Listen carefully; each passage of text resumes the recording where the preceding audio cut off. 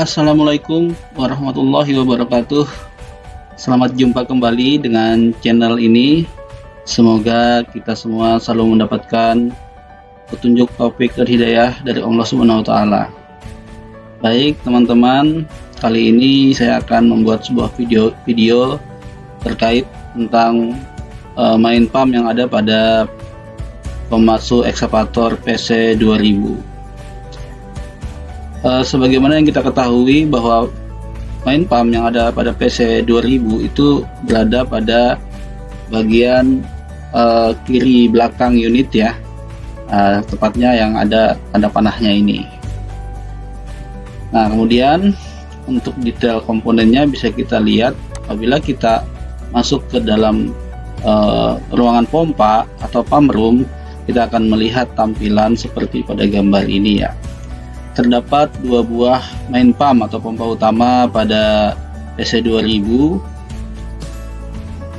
yaitu main pump 1 dan main pump 2. Main pump 1 berada di sisi kiri dan main pump 2 berada di sisi kanan. Nah, meskipun hanya ada dua main pump, namun masing-masing main pump ini terbagi menjadi dua buah pompa ya, sehingga total pompa yang ada itu adalah 4 pompa dengan penamaan main pump 1 depan sebelah sini dan main pump 1 belakang yang ini. Begitu juga dengan main pump 2 juga terbagi menjadi 2 pompa, yaitu main pump 2 depan dan main pump 2 belakang. Nah, ini adalah detail dari main pump 1 ya. Main pump 1 yang berada di sisi kiri. Nah, kita lihat di sini untuk tampilan pada gambar ini, pada main pump 1 terlihat ada beberapa hose ya yang terpasang pada main pump 1 ini. Kita lihat di sini ada dua buah hose besar. Ini adalah hose discharge atau delivery daripada main pump 1. Kemudian ini adalah hose damper, dan ini juga hose damper untuk drain case-nya. Kemudian kita lihat untuk main pump 2, nampak pada gambar. Nah, selain main pump 1 dan main pump 2, pada PC 2000 juga terdapat pen pump. Jadi pen pump ini adalah pompa yang nantinya digunakan untuk memutarkan pen motor, oil cooler, dan radiator. Namun selain itu juga pen pump ini digunakan sebagai supply SPR ya, atau shaft pressure reducing, yang mana nanti pressernya akan digunakan untuk berbagai macam fungsi yang ada di PC 2000. Salah satunya adalah untuk pergerakan 10 control valve, kemudian untuk regulasi pompa baik main pump maupun pen pump itu sendiri. Kemudian juga nanti bisa digunakan juga untuk aktivasi grease system ya, atau auto loop. Kemudian juga untuk operasi tangga. Nah, itulah fungsi daripada pen pump ini. Oke, kita akan bahas seputar main pump dulu ya, yaitu yang terkait dengan regulasi yang ada pada main pump PC 2000. Sebelumnya, sini saya tampilkan arah aliran oli dari masing-masing pompa. Kita lihat dulu untuk main pump 1, pada bagian depan atau main pump 1 depan, oli yang dihasilkan nanti akan diarahkan menuju ke kontrol valve R1. Sedangkan main pump 1 bagian belakang, olinya akan diarahkan menuju ke kontrol valve L1. Untuk main pump 2 yang bagian depan, aliran olinya akan diarahkan menuju ke kontrol valve R2. Sedangkan untuk main pump 2 bagian belakang, aliran olinya akan diarahkan menuju ke kontrol valve L2. Jadi bisa kita ketahui ya, bahwa arah aliran oli dari masing-masing pompa, untuk mempermudah kita mengingat, itu pompa 1 nanti akan menuju ke kontrol valve 1 juga, yaitu L1 dan R1 seperti ini ya. Nah, ini 1, ini juga 1. Kemudian untuk mempermudah lagi identifikasinya, untuk bagian depan, setiap pompa depan itu nanti larinya menuju ke kontrol valve kanan ya. Seperti pompa 1 depan ini dia larinya ke R1. Maka main pump 2 pun bahagian depannya atau pompa depannya tentunya juga akan masuk menuju ke kontrol valve kanan pula ya, R2. Nah, itu untuk mempermudah kita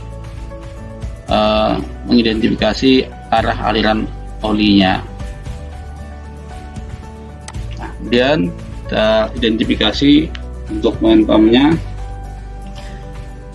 Gambar yang ini adalah gambar main pump apabila dilihat dari sisi atas. Kita lihat ada banyak keterangan dari komponennya. Kemudian di bagian kiri kita lihat ada keterangan daripada simbol-simbol yang dituliskan pada komponen pompa. Baik, kita lihat dulu E1.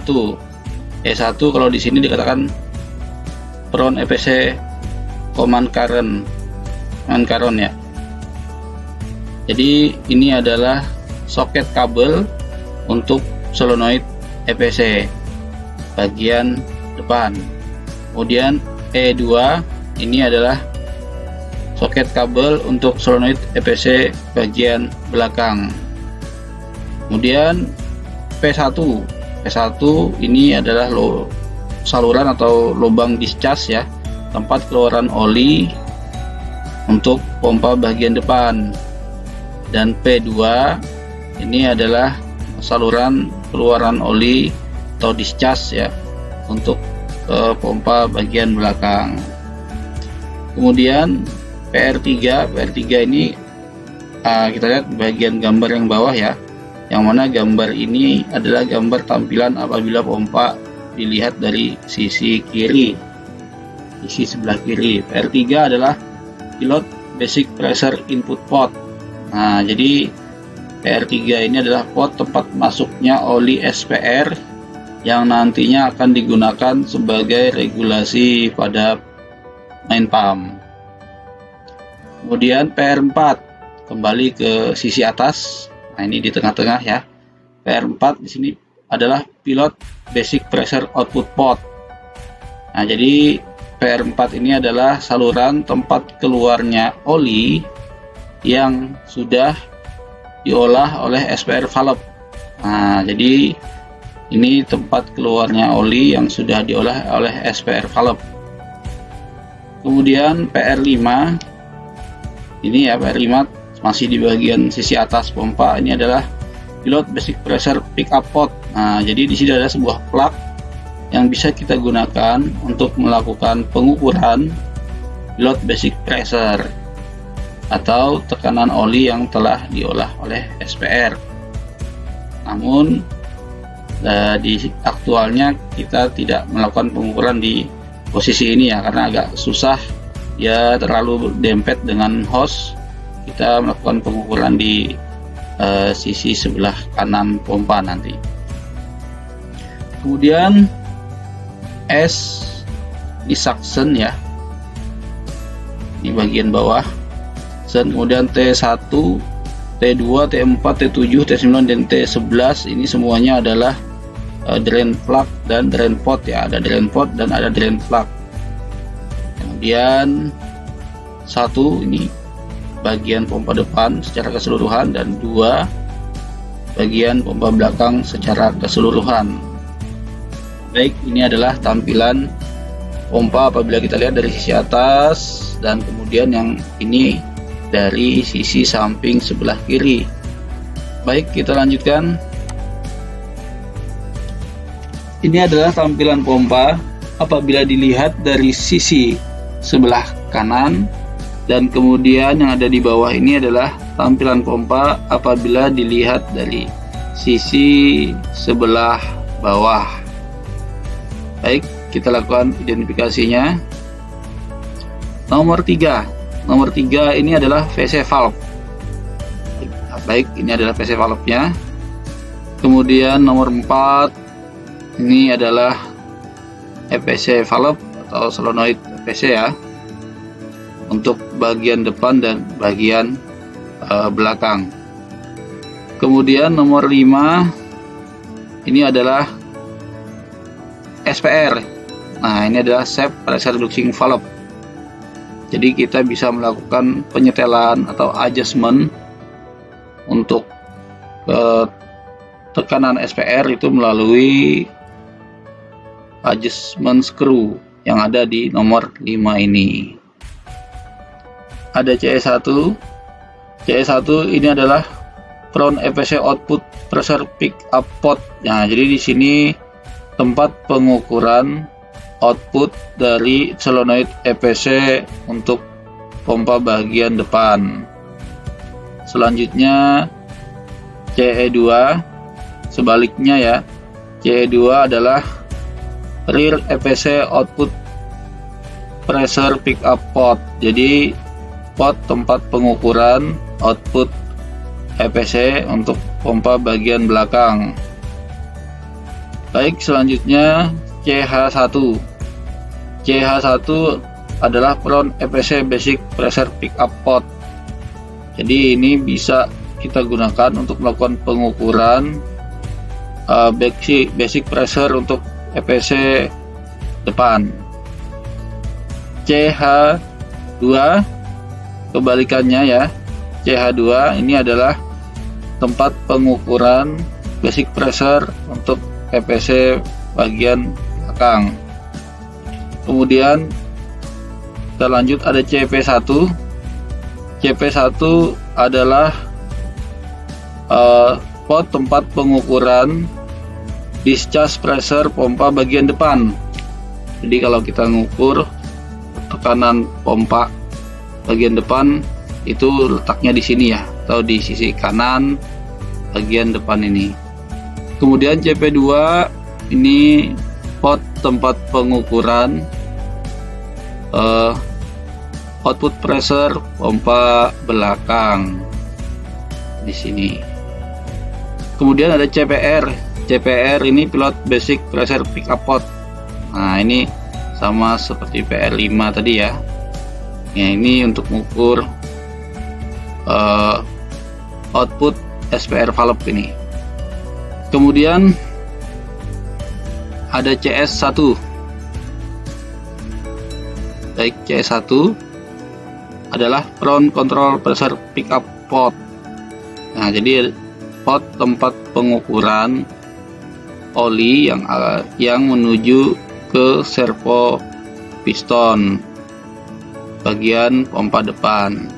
Sedangkan CS2 ini adalah pot tempat pengukuran kontrol pressure untuk pompa bagian belakang. Baik. Kemudian ada PF. PF adalah Shaft Pressure Reducing Valve Basic Pressure Pot. Jadi di sini adalah pot tempat masuknya oli yang berasal dari pen pump ya. Pen pump yang nantinya akan diolah menjadi SPR atau pilot system ya. Nanti dia dimasukkan ke dalam main pump ini untuk nanti diolah oleh SPR valve dan nanti digunakan untuk keperluan regulasi pompa, pergerakan spool kontrol valve, untuk auto loop, pengaktifan tangga. Nah, itu salah satunya ya fungsi-fungsinya. Dan untuk solenoid. Kemudian S. Nah, ini tampilan dari bawah ya, dari bawah pompa ini adalah suction pot, tempat masuknya oli yang berasal dari sump tank. Kemudian T3, T5 itu adalah drain plug. Kemudian T6 ini ya, untuk tampilan kita lihat dari di sisi atas, ini adalah air bleed valve. Nah, jadi untuk membuang udara yang terjebak di dalam pompa saat kita memasang pompa baru atau kita habis melakukan pergantian oli hidrolik. Jadi dianjurkan untuk melakukan bleeding atau membuang udara melalui T6 ini ya, atau air bleed valve ini. Kemudian T8 dan T10 juga sama, yang ada pada bagian bawah pompa belakang, yaitu drain plug.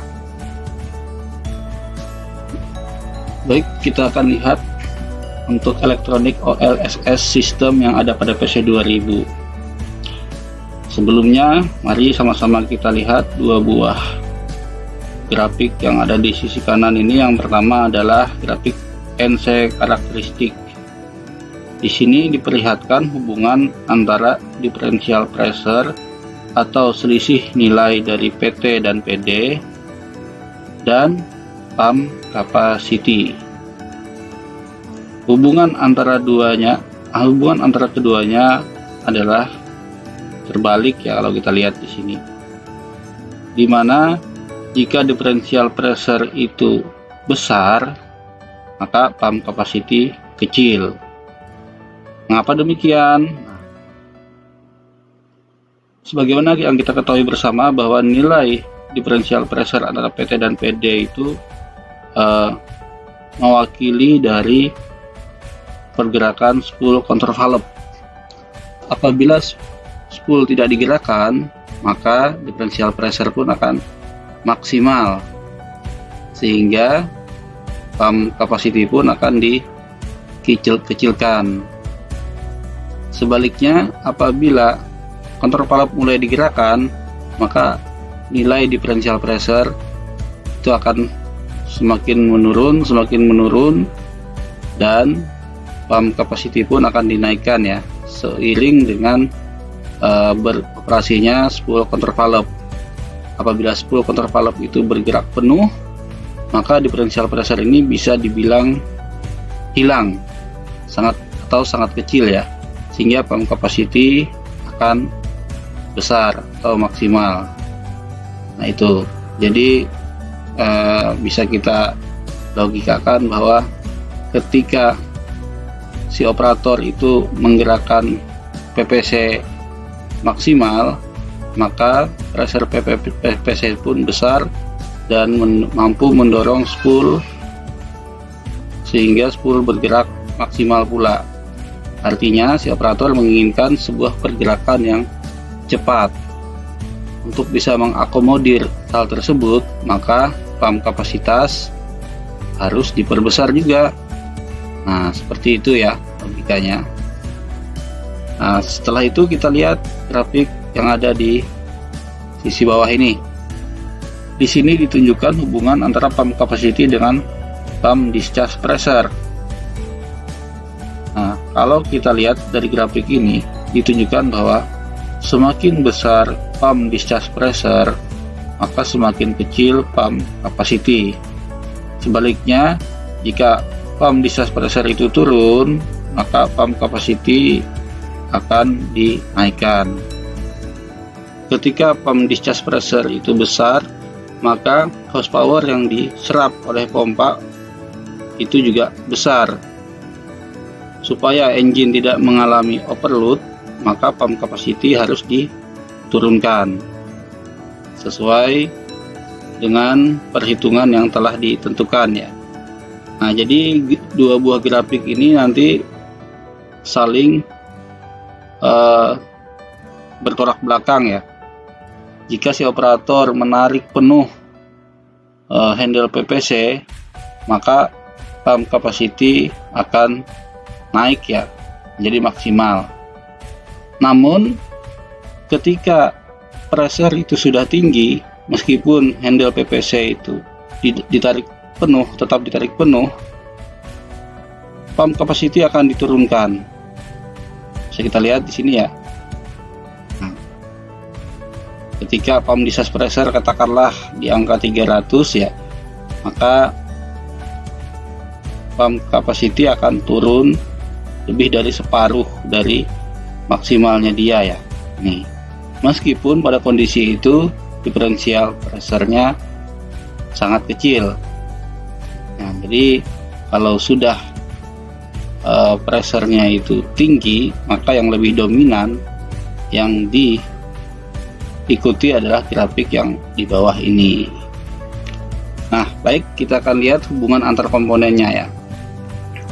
Untuk kontrol elektronik OLSS sistemnya di PC2000 itu didapatkan dari inputan 3 buah sensor, yaitu PPC pressure sensor, kemudian main pressure sensor, dan differential pressure sensor.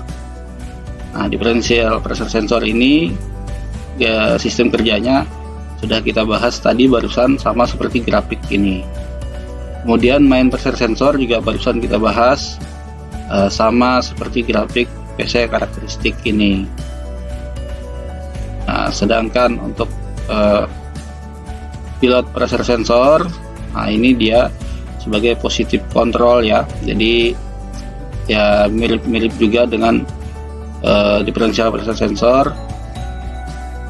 Semakin kecil, semakin besar sudut pergerakan handle PPC, maka permintaan sudut pompa pun semakin besar, atau permintaan pump capacity pun semakin besar.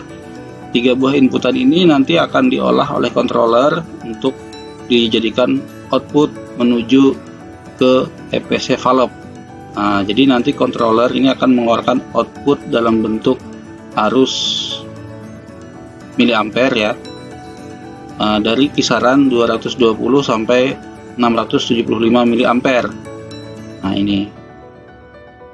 Kemudian EPC valve ini akan mengeluarkan output oli sebesar 6 sampai 20 kg dari current senilai 220 sampai 675 miliampere tadi, akan dikirimkan menuju ke PC valve. Nah, jadi setelah itu PC valve lah nanti akan meneruskan sistem regulasinya si pompa tersebut. Apakah sudut pompa nanti akan ditambah atau increase, atau dikurangi atau decrease. Nah, itu sebagai gambaran sederhana dari elektronik OLSS sistem yang ada pada PC2000. Nah, kemudian kita lihat sistem kerjanya ya. Untuk mempermudah kita memahaminya, bisa kita lihat dulu hubungan grafik yang menyatakan hubungan dari beberapa sistem pengontrolannya ya. Baik, kita lihat yang pertama dulu di sini. Nah, yang tadi ya, hubungan antara command current yang berasal dari controller yang diberikan kepada EPC valve. Di sini grafiknya semakin dia berbanding lurus ya, semakin besar command current-nya atau I-nya, maka semakin tinggi pula pressure atau output pressure dari EPC solenoid. Berapa nilai current-nya yang tadi ya, yaitu 220 sampai 675 mA, dan pressure-nya mulai dari 6 sampai 20 kg per cm persegi. Nah, kemudian kita lihat grafik yang kedua, ini hubungan antara output pressure EPC terhadap PC valve spool stroke. Jadi langkah spool valve-nya PC sama, dia berbanding lurus juga. Semakin besar output pressure dari EPC solenoid, maka semakin besar pula stroke dari spool valve-nya ya. Jadi kalau tadi output pressure EPC-nya antara 6 sampai 20 kg per cm, maka stroke spool EPC valve-nya bisa kita ibaratkan dari 0 sampai 100%, seperti itu ya. Kemudian grafik yang kedua ini menjelaskan hubungan antara PC valve spool stroke yang X dengan servo piston stroke dengan langkah servo piston. Sama, ini juga berbanding lurus. Jika stroke PC valve spool itu semakin besar, maka stroke servo piston juga semakin besar. Nah, jadi kalau tadi si spool stroke PC valve itu 0 sampai 100%, maka servo piston stroke bisa kita anggap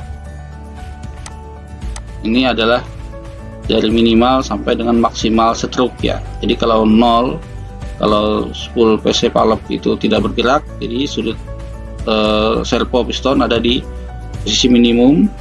Kalau dia bergerak penuh, maka servo piston ada di posisi maksimal stroke. Oke, baik, kita lanjut untuk grafik yang berikutnya adalah grafik yang menunjukkan hubungan antara servo piston stroke yang Y dengan pump switch plate angle. Jadi kalau kita lihat di sini, semakin besar servo piston stroke, maka semakin besar pula pump switch plate angle. Jadi kalau stroke servo piston itu minimal, maka sudut pompa pun minimal. Sedangkan kalau stroke servo piston itu maksimal, maka sudut pompa pun mengikuti maksimal pula. Nah, kemudian kita lihat berikutnya adalah hubungan antara sudut pompa dengan oli yang dihasilkan oleh si pompa tersebut.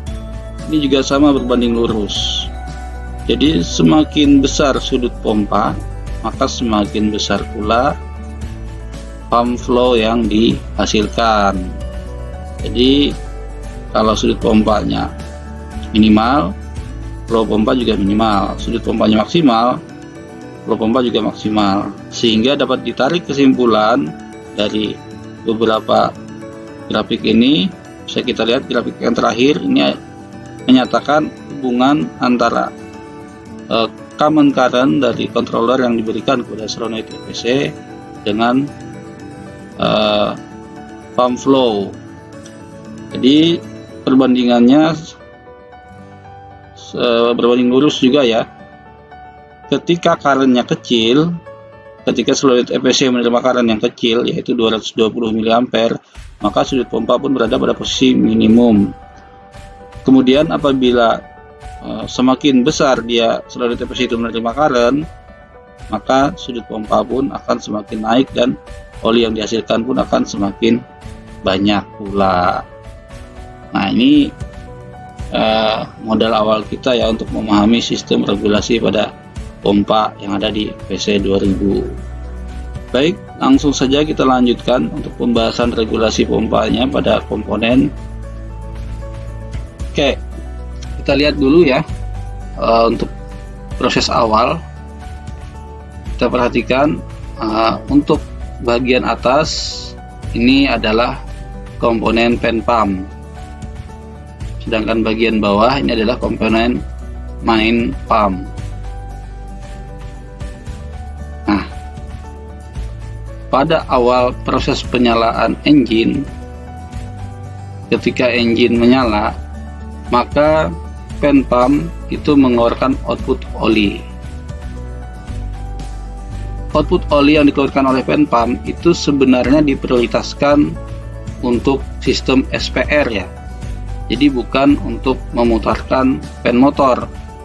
Nah, kalau kita lihat, nah di sini ada sebuah komponen yang namanya scan valve ya, scan valve yang difungsikan untuk memprioritaskan oli agar oli terlebih dahulu dialirkan menuju ke sistem SPR sebelum dia menuju ke fan motor. Jadi untuk menuju ke fan motor, oli harus bisa membuka fan valve dulu.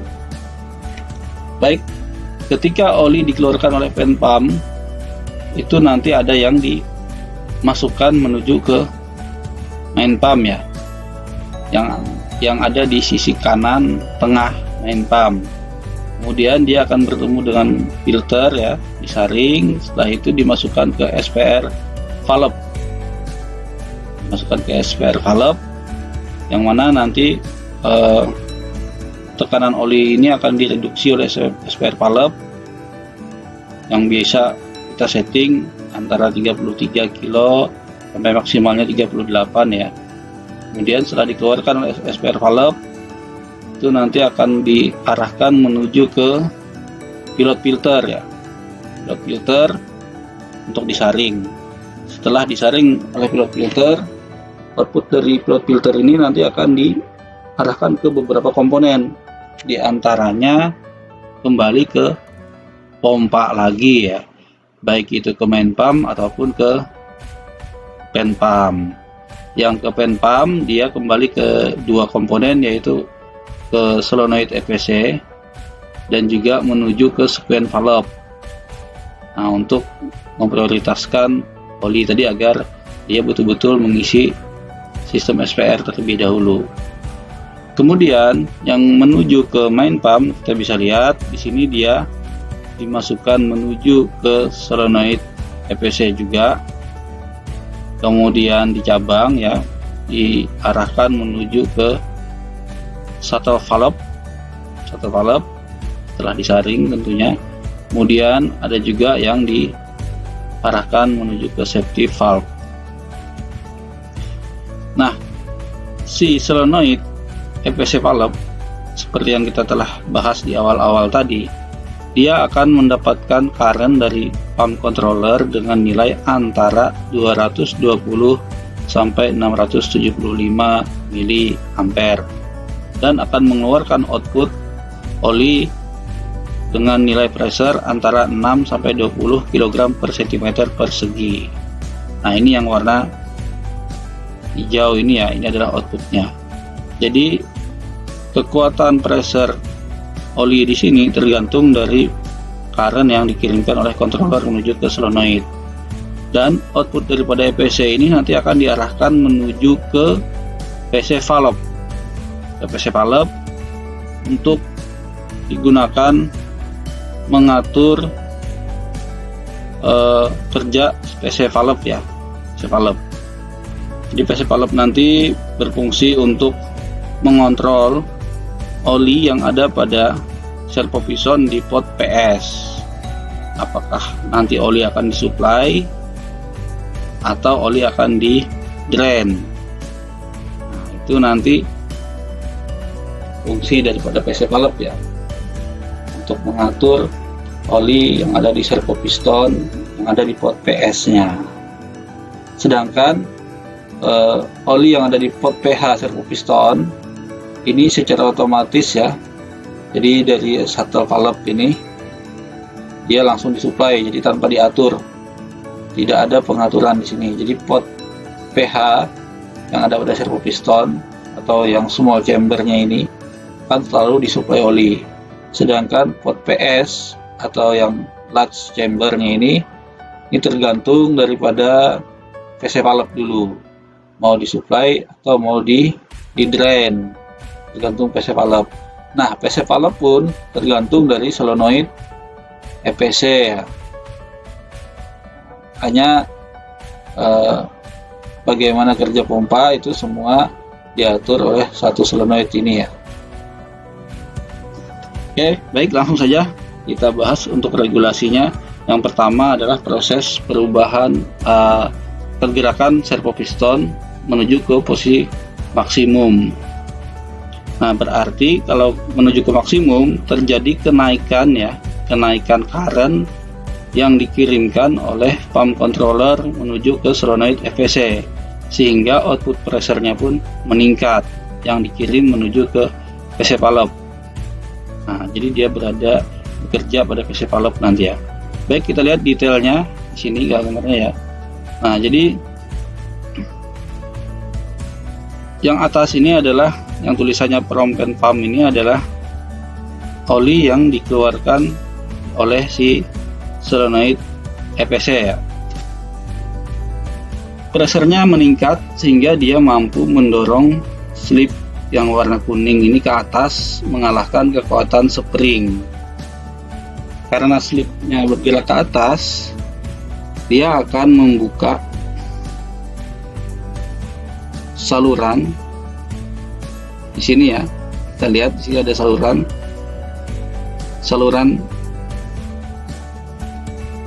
yang berasal dari pot PS ini ya, pot PS yang berasal dari pot PS yang bagian atas ini menuju ke saluran drain,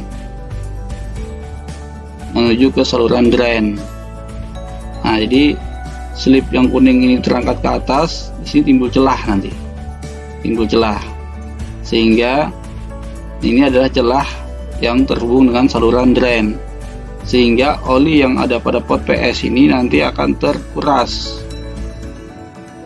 akan dialirkan menuju ke drain, karena pada pot PH ini kan sudah disuplai terus menerus oleh oli, dia akan mendorong servo piston ke arah kanan karena pot PS nya sudah dihubungkan dengan drain. Akibatnya sudut pompa pun akan meningkat atau increase, jadi ke arah kanan itu adalah ke arah maksimum ya. Nah, itu dia proses kenaikan sudut pompanya seperti itu. Jadi dengan naiknya current yang dikirimkan oleh pump controller ke solenoid EPC, maka output pressure solenoid EPC pun meningkat dan mampu mendorong slip PC valve ya untuk mengalahkan springnya dan akhirnya membuka celah drain. Nah, servo piston pun akan mulai bergerak ke arah kanan. Seiring dengan pergerakan servo piston ke arah kanan, dia membawa serta cam ini ya. Nah, cam yang miring ini ya, yang permukaannya miring ini, tempat tumpuannya si piston yang ada pada PC valve. Nah, karena si cam ini dibawa ke arah kanan, maka tumpuan piston ini semakin tinggi, sehingga piston ini akan terdorong ke atas, menyusul slip yang tadi meninggalkannya karena slip sudah duluan ke atas didorong oleh oli. Nah, sekarang karena camnya bergerak ke arah kanan, cam ini akan mendorong spool ke arah atas, sehingga nanti celah drain ini akan tertutup. Jika celah drain ini tertutup, maka oli yang ada pada pot PS tidak lagi bisa dibuang, sehingga pergerakan servo piston pun terhenti ya. Terhenti karena apa? Ya karena di sini sudah terkunci olinya. Jadi pergerakan ke arah maksimum itu proporsional. Jika tidak ada kenaikan current lagi yang diterima oleh solenoid EPC, maka sebatas itulah pergerakan servo pistonnya. Namun jika ternyata solenoid EPC ini menerima kenaikan current lagi, dia pun akan menaikkan output pressure-nya, sehingga proses pergerakan servo piston ke arah maksimal akan terulang kembali. Namun juga nanti akan dibatasi oleh si cam ini ya. Jadi pergerakan ke arah maksimalnya akan terjadi dengan cara yang proporsional. Nah, kemudian kita lihat bagaimana proses pergerakan servo piston menuju ke sudut minimum. Jadi ini sebenarnya kebalikannya saja ya, kebalikan yang tadi. Kalau tadi solenoid EPC itu menerima kenaikan current, berarti ini solenoid EPC menerima penurunan current. Ketika current yang diberikan pump controller itu turun, maka output pressure EPC pun turun. Kita lihat detailnya di sini ya, sehingga dia tidak cukup kuat untuk mendorong slip ke atas melawan spring. Nah, springnya yang akan menang karena dia tidak cukup kuat ya. Karena spring menang, spring akan mendorong slip ke bawah sehingga membuka jalur ya. Jalur ini, nah ini terbuka karena slipnya turun ke bawah, timbul celah yang menghubungkan antara jalur ini ya, oli yang berasal dari shuttle valve, yang oli yang sama juga yang menyuplai pot pH. Nah ini dibuka menuju ke pot PS, ini ke bawah, ini ketemu dia melalui celah ini. Nah sehingga oli akan mengalir menuju ke pot PS melalui orifice dan mengisi sisi large chamber. Pada kondisi ini sisi large chamber disuplai dan sisi small chamber pun disuplai karena terdapat perbedaan luas penampang, di mana sisi pot PS ini adalah lebih besar atau large chamber ini lebih besar, maka large chamber akan mampu mendorong servo piston ke arah kiri atau ke posisi minimum, sehingga sudut pompa pun akan bergerak minimum atau decrease. Nah, dan bersamaan dengan itu juga cam yang diikat dengan dua buah baut ini sebagai tumpuannya spool PC valve juga akan serta dibawa ke arah kiri ya, sehingga dia nanti akan menurunkan si spool PC valve ya, karena permukaannya yang miring sehingga tumpuannya akan menjadi lebih rendah. Spool PC valve pun akan turun karena ada spring yang mendorongnya ya. Nah, turunnya spool PC valve ini akan menyusul si slip PC valve tadi celah yang sudah terbuka nanti akan tertutup kembali. Nah, kalau celah ini sudah tertutup lagi, maka tidak ada lagi oli yang berasal dari shuttle valve ini yang bisa masuk menuju ke pot PS ini, sehingga proses penurunan sudut pompa pun terjadi dengan proporsional. Hal ini akan terulang kembali apabila terjadi penurunan current yang diterima oleh solenoid EPC. Jika tidak terjadi penurunan current, maka posisinya akan dipertahankan seperti yang barusan. Oke. Nah, demikian penjelasan singkat ya untuk proses regulasi pompa yang ada pada PC 2000. Semoga ini bermanfaat. Terima kasih. Assalamualaikum warahmatullahi wabarakatuh.